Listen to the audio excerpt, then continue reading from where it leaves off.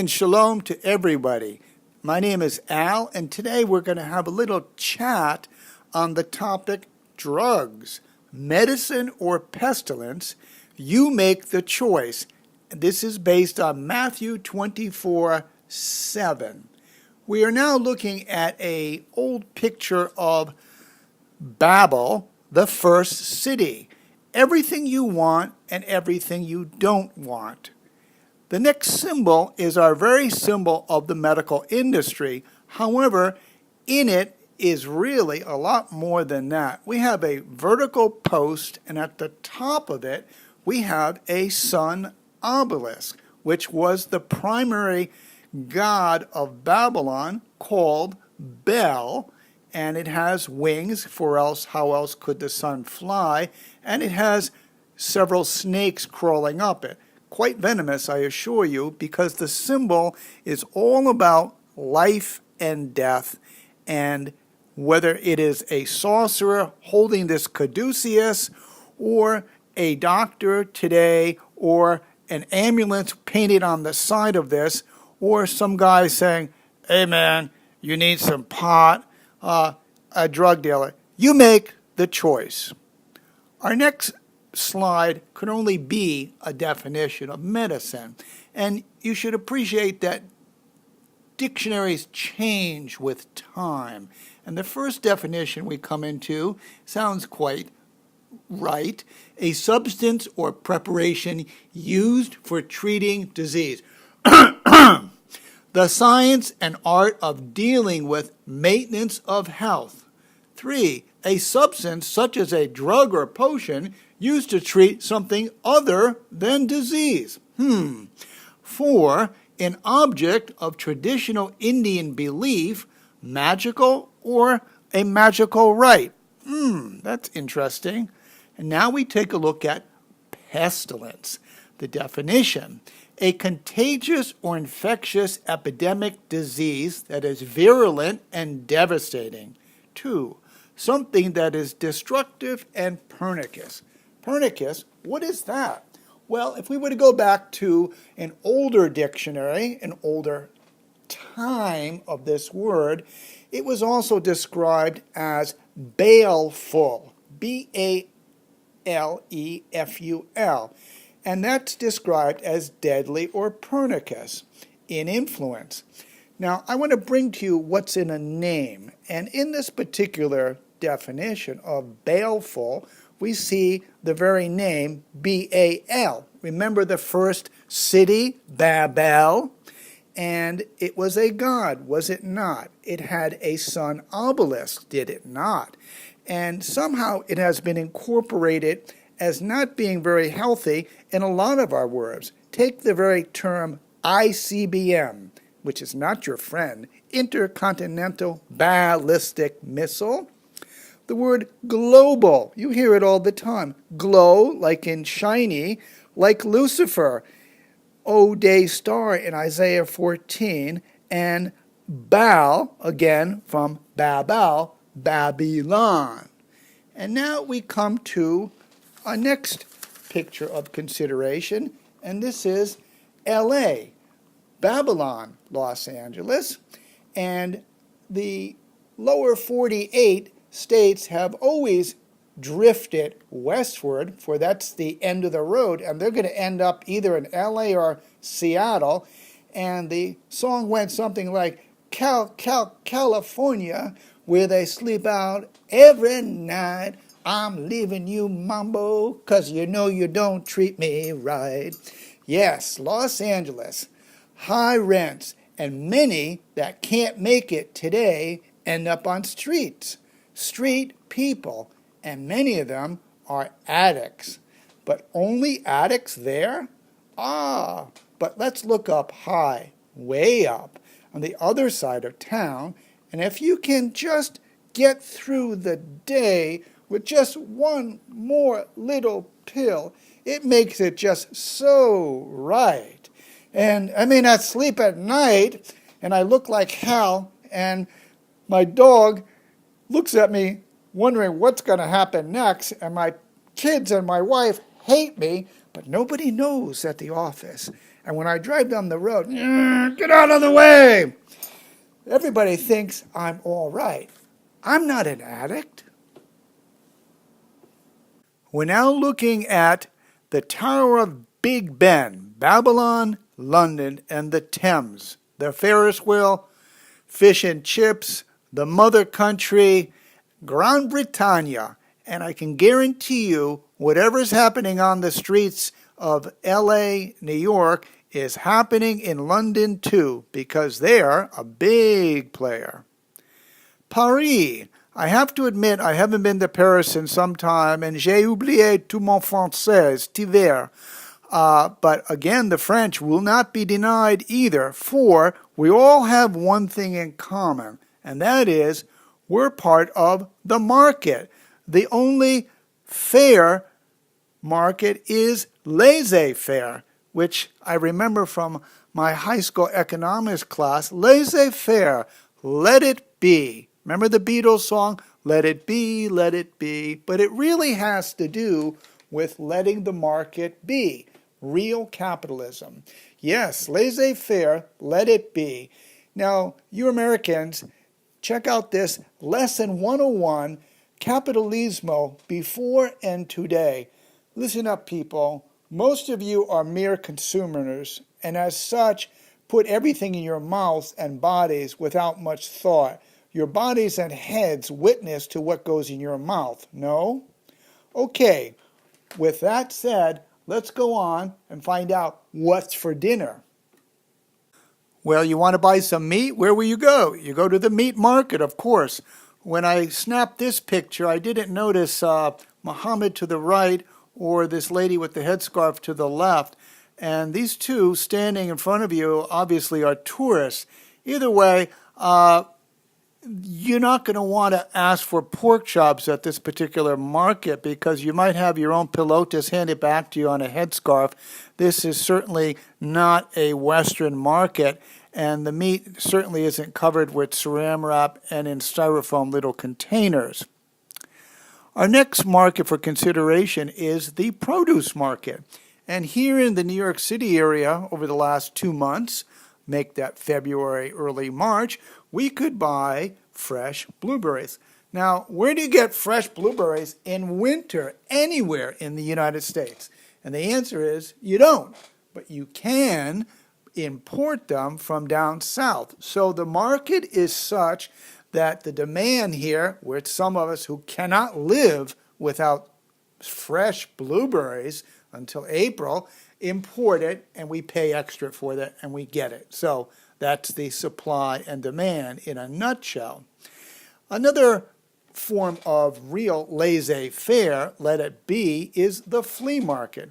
I used to do the Levi two-step in Stockholm, Sweden, where I'd import Levi's because I could buy them for $30 a shot here in this country and sell them for $100 in Sweden. Why? Because the people are gullible enough to pay all the heavy taxes on it and thereby competing with them with quite easily. So again, capitalism, supply and demand, it's all there.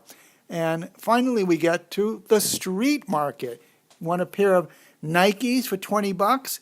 Yes, you can get Nikes, Ray-Bans, Jordache, Couch pocketbooks, anything you want. And I can also guarantee you that the poor of the world are wearing all of these. It's only disheartening when you notice that the inside of the heel is coming up. You pick it up and there's a little note saying, "Help me, I'm in a sweatshop chained to this machine in Beijing. It's really not a communist regime. Help me." It's really pathetic, but that's the demand, that you people will pay for what you believe you're supposed to be paying for. And finally, there is the stock market, which could only be the ultimate market. Do you play?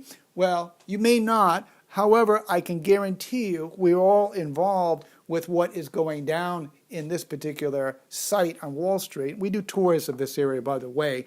And it's in this respect that gold, oil, dollars, drugs, medicine, okay, all goes up and down depending upon the game.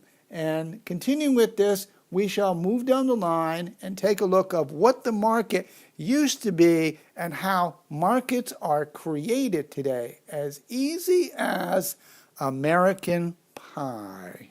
We are now looking at the 18th letter in the Hebrew alphabet called Sade, but it always didn't look like this. Its earliest form actually looked like this, and it was pronounced Sadiq, and it was a spermicide. Yes, you heard me right. A spermicide on its side, and it's indicating man on his side because he seems to have a problem. The evolution of this spermicide will eventually evolve into a hook, as we see below. And this is what we associate a hook with today. And it carried with it more than just a sound. These Hebrew characters and letters originally carried with them meanings. And this particular meaning of a man that is hooked on his side carried with it desire, need, and a hook. You will find all of this in our videos on the Paleo-Hebraic pictograph in our series, The Bible and What It's Really All About. But for our consideration here, there is a hook, and a hook hooks people, obviously, and we see here from this particular picture, people are hooked on what? On money, TV, work, cigarettes, booze, medicine, drugs.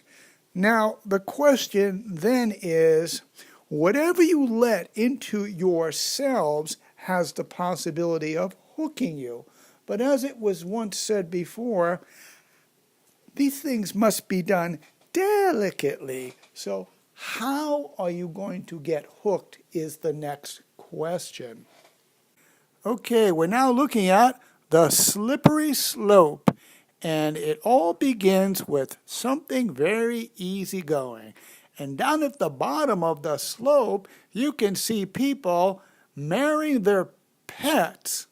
Well, as we take a look at our next drug symbol of the medical industry, it has lost its top and its wings, but our snake friend is still with us.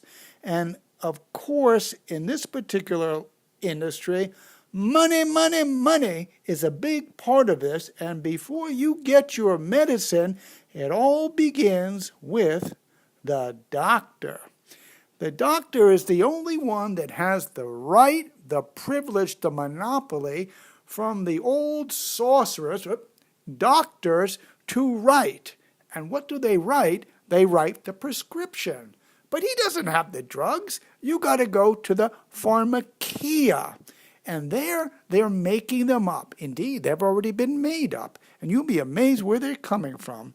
Either way, this is part of the medical industry.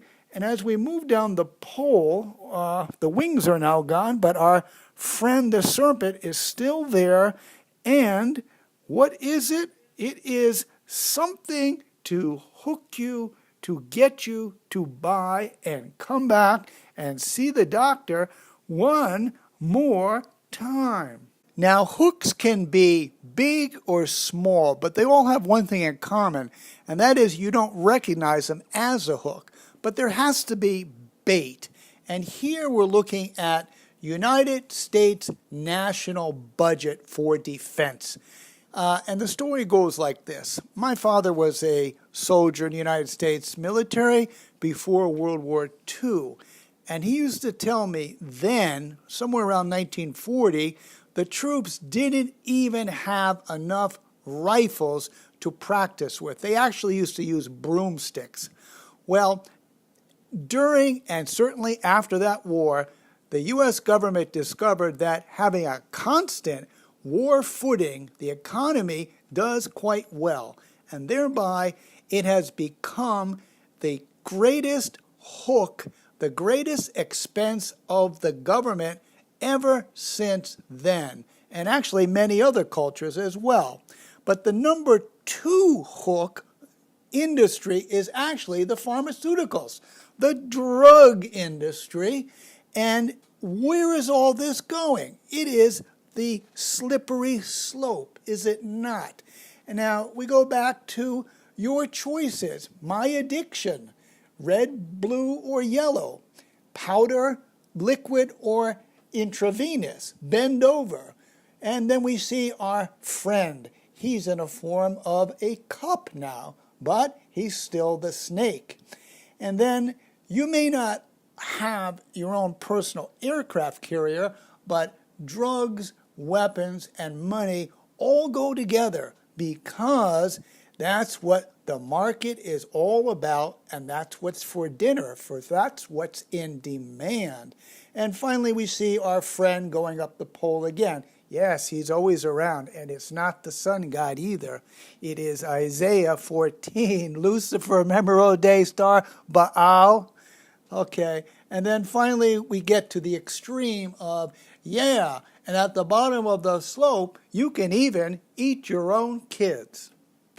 With states today legalizing marijuana, just like the old dictionaries recorded a particular definition of terms at a time, today it may not be right, but if there's enough people doing it, it's all right. And believe me, you smoke enough pot, you don't care who's governing you. You think they don't know that? And then we come to Oxycontin. This drug, medicine, is in the news these days because the Sacklers, Purdue Pharma, just got popped with a $270 million lawsuit because they have finally come to the conclusion that it's not a good drug for you. The only problem, they allege that they have been killing 50,000 people a year due to overdoses on this. So the hook indeed is a hook. We see our friend here. He has a particular craving for something down south, but whether it's from down south or East Asia, either way, if there's a demand, it is certainly going to be supplied. Here we see what could be Chicago, could be Los Angeles, could be Johannesburg.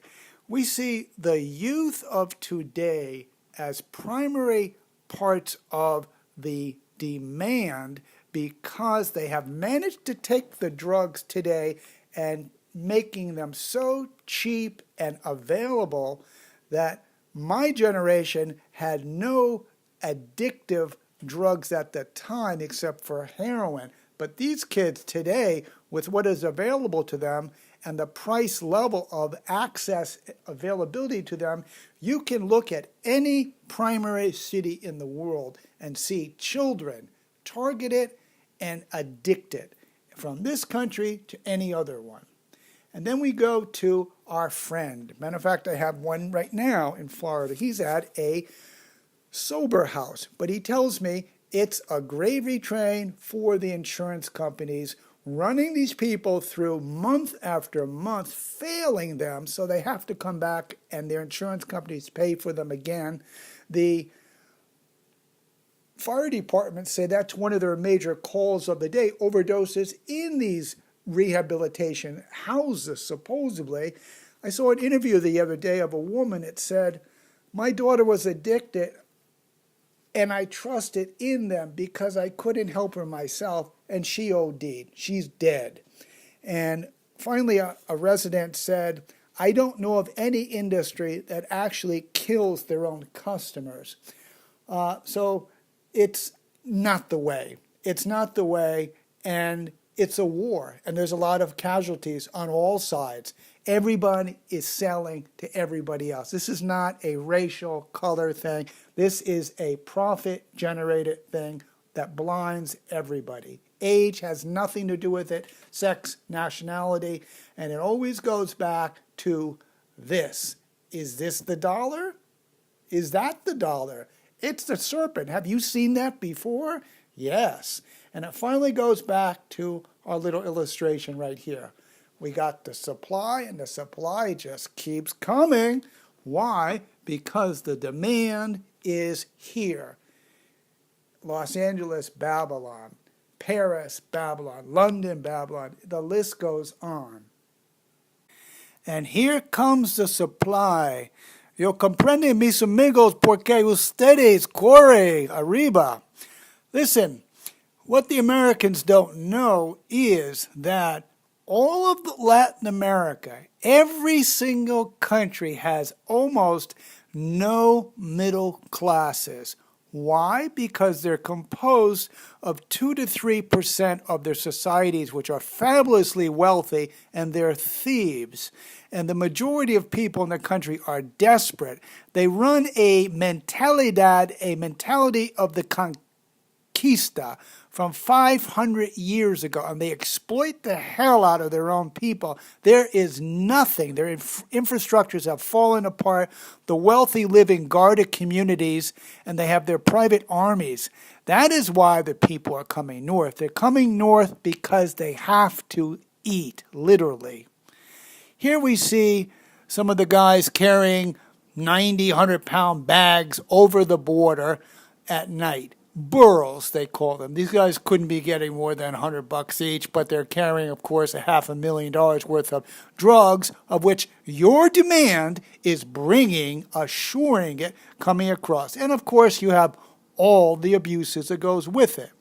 Meanwhile, we have the fence. I used to live in San Diego, back and forth over the border on a regular basis to Tijuana. I used to work in Mexico with Grupo de Amigos de Mexico. And at that time, back in the late 80s, the fence was a joke. It was ripped down, and the Border Patrol caught a few people once in a while. But as a whole, people literally lived on Tijuana, walked to San Diego, worked, and went back. That was going on for decades, maybe hundreds of years. And finally, Mr. Trump wants to build his wall. Well, I can understand his point of view. It's a lot to it, but at the same time, we have to look into why do people come here. And they come here because they have to. There's a demand, and what they're carrying is a demand. And we see our little friends here, hi-ho, under the wall we go, and walls don't work. You know, I got some Israeli friends, and they are in the IDF, and they're always trying to catch the Arabs sneaking the Katyusha rocket materials into Gaza over Sinai border. The Israelis have radar detecting equipment, satellites. They can't stop these guys. There's no way. Along the English Channel, you've got Africans, Moroccans, Arabs, Indians, all trying to sneak aboard the trailer trucks under the tunnel going to England. They can't stop these people. Walls don't work. And finally, we see what's really going on.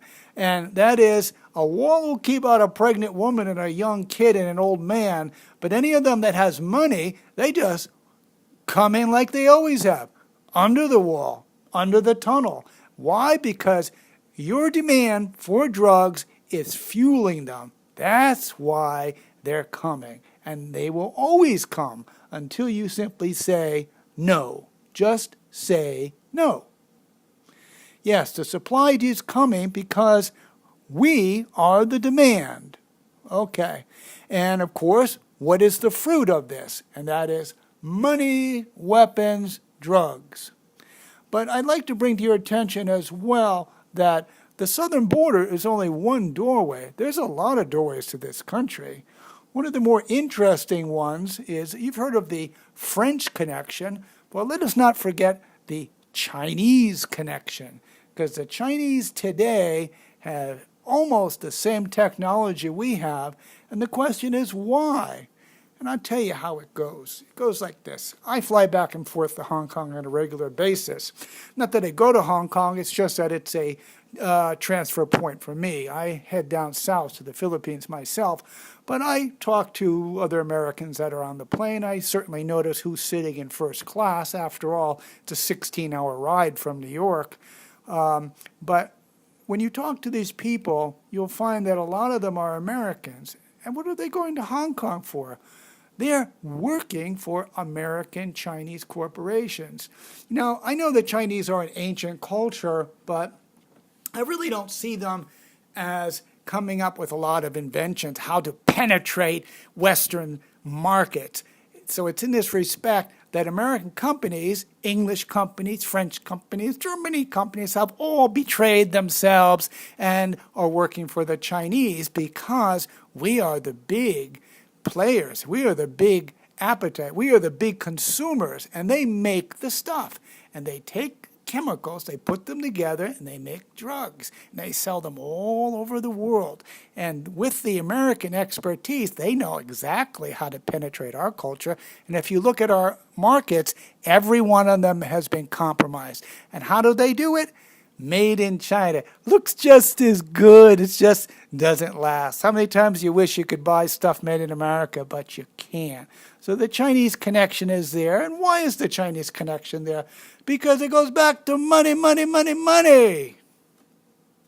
The drug trade today, Iran, Afghanistan, Pakistan. The Golden Crescent. Well, you've heard of the Golden Triangle before. If you were to go back historically, you'd see that the Chinese Boxer Revolution was actually the ancient 19th century opium wars between the British Empire and the Chinese. You see, for some reason, the Chinese didn't want their own population to be addicted. Only the British East Indian Company, which was shielded by its own government, got in war because they were such a profitable deal, making and growing Indian opium in India and selling it to the Chinese. And other entrepreneurs wanted to get involved with this. One of them was called the Roosevelt family, who made money doing the same thing, sailing good old Yankee clippers over to China, selling opium, running opium. They'd take their profits, run their children through the best schools, and spring their presidents on you hundreds of years later. And today, when we take a look at what's going on in Afghanistan, you can see videos on YouTube where the Taliban are actually selling drugs to the Americans.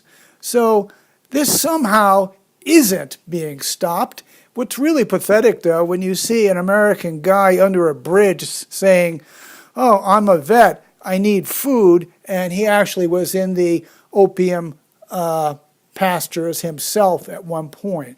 Yes, we see our serpent and the little glass. We see the serpent going up the pole. We see the serpent on the side of your ambulaceias. And it all goes back to Babel, does it not? Everything you want and everything you don't want. And really, it is quite wicked. And where do these companies get their base materials from? From everywhere. And the Chinese connection is very, very strong. Well, we've already seen the slippery slope before, but I'd like to share something with all of you and leave you on a good note. And that is, once you get to the bottom, you know which way's up, provided you get that far and you survive. And it's in this respect that all of what I have shared with you in this documentary is based on Matthew 24, 7. And the series we've been doing for the last month. And again, I'd like to read it to you.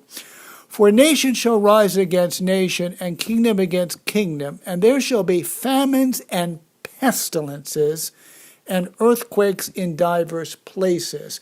Well, I'd say this, my pastor and rabbi friends.